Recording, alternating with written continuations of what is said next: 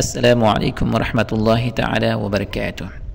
या रब्बि सल्लि वसल्लिम दाइमन अबदा अला हबीबिका खैरिल खल्क़ि कुल्लिहिम।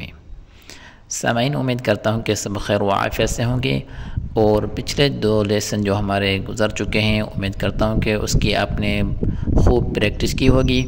और अगर कोई नया दोस्त इस वीडियो को देख रहा है तो उनसे गुजारिश है कि पहले 2 लेसन जो हैं पहले उनको देखें और उनकी प्रैक्टिस करें, उसके बाद इस लेसन को देखें। तो सामाईन, आज हम मुरक्कबात पढ़ेंगे।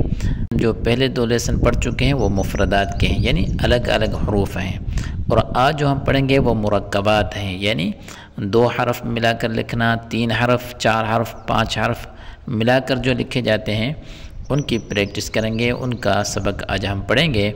जो भी हरफ है वो या तो कलमे की शुरू में आएगा, या बीच में आएगा, या आखिर में आएगा।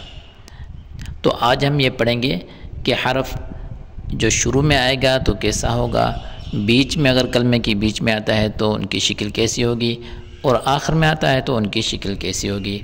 यानी मुरक्कबात में हरफ की कितनी शक्लें बनती हैं। आज के लेसन में मुरक्कबात के चंद हरूफ की जो मुरक्कबात में शक्लें बनती हैं उनकी पहचान करेंगे, और बाकी 3 नंबर 2 मुरक्कबात को तफसील से इंशाअल्लाह अगले सबको में पढ़ेंगे। बिस्मिल्लाहिर्रहमानिर्रहीम। अलिफ़ की मुरक्कबात में 2 शक्लें हैं, बा की भी मुरक्कबात में 2 ही शक्लें हैं, और ता की मुरक्कबात में 3 शक्लें हैं। जीम की मुरक्कबात में 1 ही शक्ल है, और दाल की भी मुरक्कबात में 1 ही शक्ल है। आइन की मुरक्कबात में 2 शक्लें हैं, और फ़ा की मुरक्कबात में 2 ही शक्लें हैं। काफ की मुरक्कबात में 2 शक्लें हैं।